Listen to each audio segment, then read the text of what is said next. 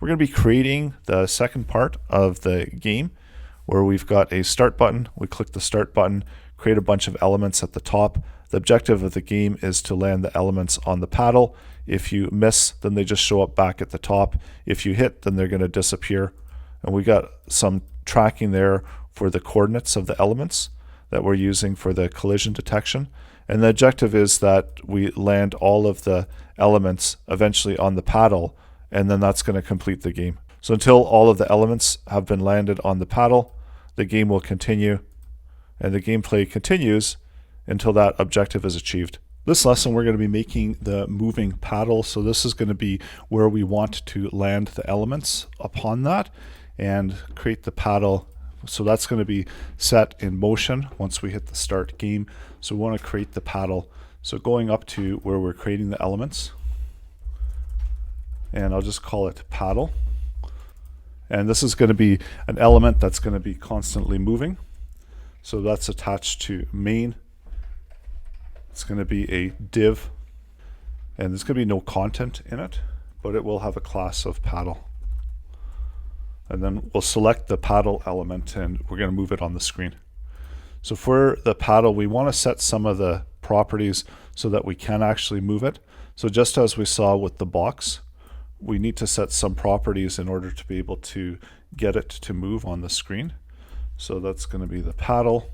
Let's set a height of it to be 5 pixels, a width of it to be 100 pixels, and then we want to position in the top. Also set a background color, so just set a background color of black for it. So there's our paddle and where we want to move it off the top. And I'm going to move it at 380 pixels off the top. So that will position it down there at the bottom. I'm going to get rid of the overflow for now, and we'll add that in afterwards so that way we can see all of the content on the screen. So the objective is going to be to click the box, have it land on the paddle. The paddle itself is going to be moving from side to side. So we need to plan ahead the speed that we want to be able to land it on. So going into where we've got the mover, this is where we can select the paddle and update the paddle position. So right now the paddle position, looking at the style, we can do an offset left value for it. So paddle, and I'm just going to update the style property for it and using the left value. So we're setting a value, and we want to be able to have the paddle moving in from one side to the other. So I want to set within the paddle, I want to set up a direction variable. So the direction variable will serve as a way to determine the direction that the paddle is going to be moving in, and we'll multiply it by -1 when we reach each side, which will allow us to bounce it off the sides and turn it around. So we're setting up the paddle direction as 1, and then setting up the left position. And let's create a variable to handle the paddle y value. So we can get the paddle offset left value, and then we're going to add it to whatever the game speed is multiplied by the paddle direction. And the reason I'm doing that is that afterwards we can change the direction and this formula will still work. So set that up and then equal it to whatever the left position pix is going to be. Because I'm attaching it to the element object, instead of direction, I'm just going to use VAL and update that as well to be VAL. So now when I click start game, there we go, we've got our paddle moving, and what it's doing is it's actually running off the end. So we need to have a condition to check to see the value of paddle y, and if paddle y is going to be greater than the width of the container, and that's going to be from the main style width value, then we want to reverse the direction. So we're going to take the paddle val and multiply it by -1. And we actually want to get the offset width for the element. So that will give us the width of the current container. And we can output that using the main element and offset width. So that will tell us how wide the current width is. And this value will change depending on whatever the width is of the main page. So we can use that, and I'm actually going to set that as a value within the game. So we'll set it up as a game width, and we'll get the main object offset width value. So that way we can reference it within the game width. And whenever the paddle is larger than the game width, then we're going to multiply it by -1. Let's see if that turns it around. And we'll also turn it the other way if the paddle y is less than 0. So that should allow it to move from side to side. Notice it's still going off the end. So what we need to do is we need to make an adjustment by subtracting what we have set for the paddle width. For the paddle itself, we set it at a width of 100. So we need to subtract out that 100 pixels in order to make it bounce right off of the edge. And that's the minor adjustment. So now we've got the paddle moving back and forth, and this is moving at whatever the current game speed is. You can set a different speed for it. So we can set up a separate paddle speed as well. So I'll create another variable called pSpeed, and that will allow us to control whatever the paddle speed is. So the game pSpeed. So those two can be two different values.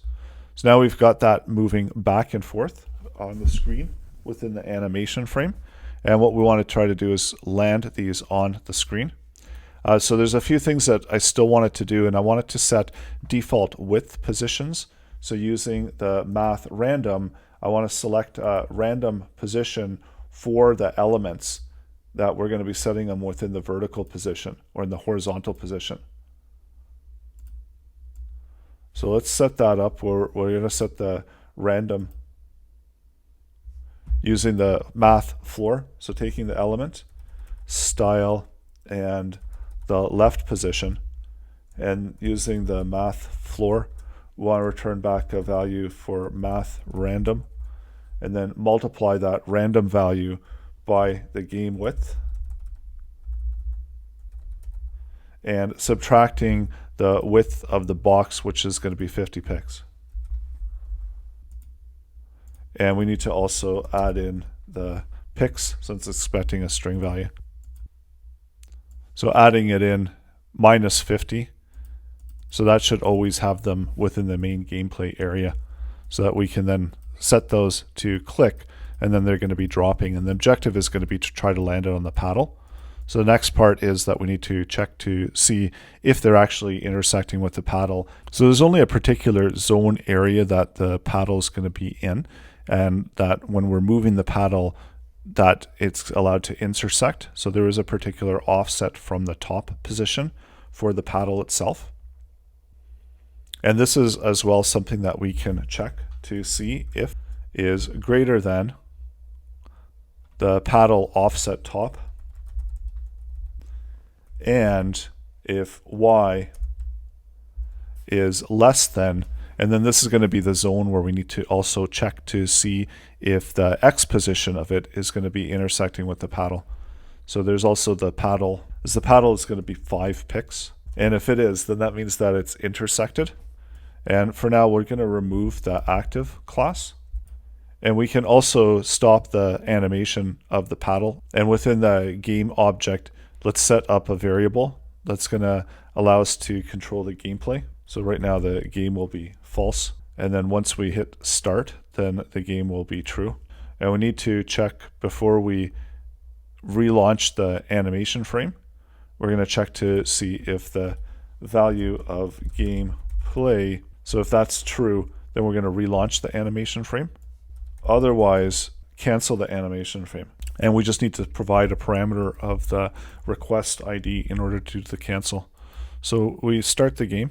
And now whenever the first one should come into the paddle's range, we need to set it to stop the gameplay.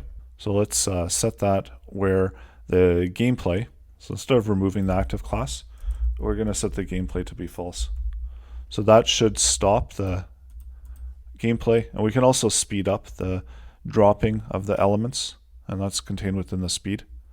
So now whenever these are intersecting, and let's set this to 1, and that should be the paddle speed. So let's check to see why the paddle speed is so much, and going down to where we're setting up the paddle. So it's going to be game times the p speed, not the regular speed. The regular speed is going to be for just the falling elements. So once this point, and notice that we need to also account for the height of the element. So that's going to be when the bottom of the element is going to be touching. So let's update the formula when we're doing the offset top, and we need to subtract out that value. So let's create a variable for that, and I'm going to call it p off.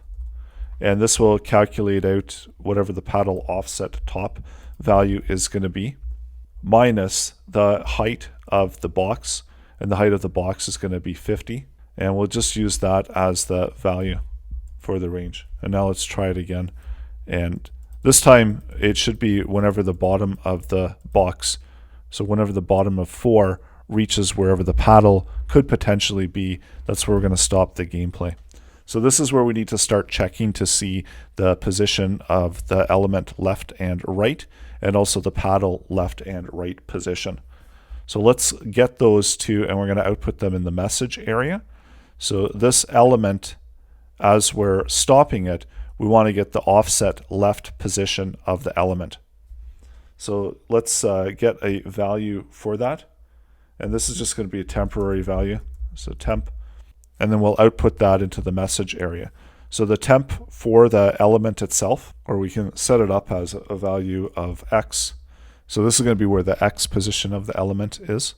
And using the element offset left value, so that's going to be the starting position. And then the end position of x end is going to be the offset left plus 50. And I'll output those values into the message element within the text content. So we'll set the value of x, and I'll use the backticks for the template literals. So that way we're going to be able to determine where the start of x is and where the end of x is. And we also need to do the same for the paddle. So we need to know where the start position of this element is and where the end position of it is. So start position is at 145. The end position is at 195.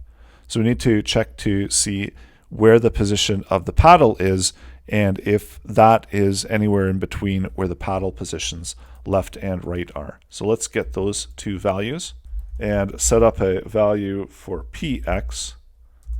And this is getting the paddle offset left position. And then we can calculate the p end using the offset left position, or doing the px plus 100. And this one we can just use the value of x plus 50. So let's add those values in. And this is going to be where the paddle starts and where the paddle ends. So we've got 4 values there that we need to look at, and we can add in a condition that's going to check those. And it's a little bit hard to see there. So let's restart it, and we'll clear out the elements that are hiding over the message area. So once we get it, so the first values are for the element, so that's from 190 to 240, and the paddle is from 210 to 310. So we do have a connection from the element onto the paddle, and that means that this has been a hit and there's been a catch of the paddle contents. So we need to be able to account for that, and we can do that with a condition checking to see if that value and where those values are falling. So the next condition is going to be the collision detection. And the collision that we're checking for is if the value of the furthest part of the square, which is the element x, so the end position of it, is going to be less than the starting position of the, or if it's greater than the starting position of the paddle, which is 210. So we're looking to see if 240 is going to be greater than 210. So let's take the position of the paddle, and we'll get these values. We shall also still output those values while we're building this. So setting it out as the message. So for the condition, we're checking to see if the second value, so the p_end value, is greater than the value of the start of the paddle. So that's greater than the px value. And we also want to check to see, so we'll just add another bracket around there, so a little bit easier to read. And next we want to check to see if the start position of the paddle, so we know that this end position is larger than the start position of the paddle, but we also want to make sure that the end position of the paddle, that this value is less than the end position of the paddle. So let's add that in as well, where we've got the paddle end, and we're making sure that this actually should be the px end, and we're making sure that the p end is less than the px end. So make sure that that's less than, and that means that we've fallen between the right area.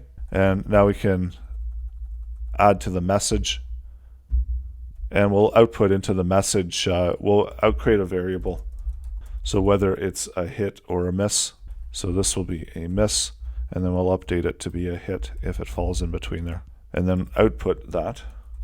And this way we can compare the values and we can see the result. And you can also take that and update the style of it to color, and I'll set it to be red if it's a hit. So now let's see what happens. So we're going to drop the elements, and so far we've got a miss there, and this should be doing it at the game speed. And I'm also going to move down the box elements, so off the top. I'm going to set it 50 pixels off the top. So that way I can read, or we can actually set it to 70 pixels off the top, so we can still see the start button. And we can adjust these afterwards. So once we have the start button, then we're going to show all of those boxes. So right now we don't need to show them. So we've got all of the elements, and we see that this one came out as a hit. Let's try it again. And this one came out as a miss. So now that the elements are dropping quite a bit faster, it's a little bit easier to gauge. So again, we ended up with a hit on that one. That one was a miss. Sometimes you do need to play through and just make sure that things are working properly. So it does look like we are able to gauge and capture the hits. So let's clean up our calculation where we're selecting these values. And we can update these with the default values for the px and py, and then add them into this formula here where we're calculating the hit or the miss. And we don't need to always output all those values, and that way we don't have to end the game, and if it is a hit, then we can remove the element and we can increment the score. And we need to move this up before we've got the condition, so that we've got the movement of the element, so that's visible, and then we're doing our condition. And if we do end up with a hit, we're taking the element and we're going to remove it. So it's only when they hit that they're going to disappear. And if they don't hit, if they're misses, they're just going to land at the bottom to 20. So it goes right flush to the bottom. And then make the adjustment on the calculation where we're adjusting it to be PF plus 20. So it looks like it's working a little bit better with the thicker paddle, because these are moving relatively quick. So on the misses, when it does have a miss, when there isn't a hit on the element, then what we're going to do is, and once it's moved to the 400, we're going to remove the active class, but then we're also going to reposition the element. So using the math random, we can select the element and move it back up into a new left position. In addition to that, we're going to set the element and style top position and reset that back to what we originally had, where we've got a value for that of top 90. So let's just add that in, and then we can always adjust that afterwards. So that's at 90 pixels. So start the game, and when they drop, if we miss them, then they should be actually repositioning back to the top. So we'll have the element movement right near the top. And that's why we're not able to reposition it, because they're still positioning these elements. So they're getting new colors and they're showing back up at the top. Let's also update these and we're going to update this at the top for the scoring. So we don't need to output the message that we've got a hit or a miss. We can just track a score value there. And within the game object, let's set up a way to track the score. So score. And when we start the game, we're going to have to reset a lot of that stuff back to 0. We're going to set the message area and the button outside of the main container. So this can just be our info container. And using the maker, we'll create an element that can manage that under the info. And we can add in then a game board underneath. So adding it to main and not having any content in there. This is going to be set to info. We'll have the scoring and the messages and stuff. And then this can be the game board. And add this to main. So this is where we're going to be setting up all of the game content. So it can be sitting within the game board. Adding it to the main container. And the message gets added to info. The button one is going to get added to info. The paddle is going to be added to the game board. And I'll update some of these settings as well within the styling. And so I want to add all of these new elements into the game board.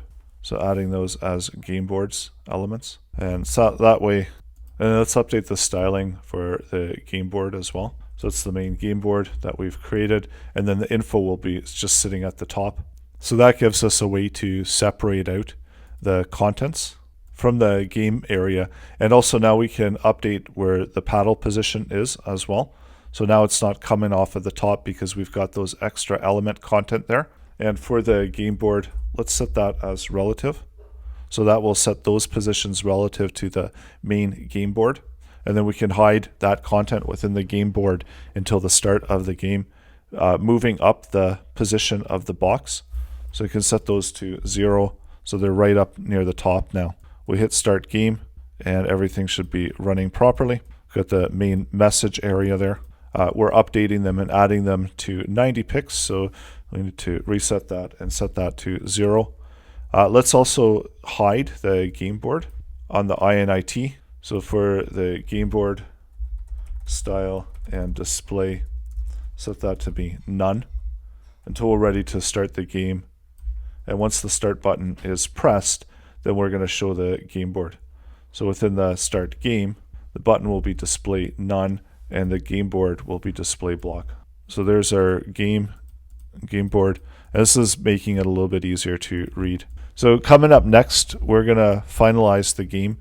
We've got to do some debugging of the page elements. We'll make the game play and we'll play through the gameplay to make sure that everything is working properly. So that's coming up in the next lesson.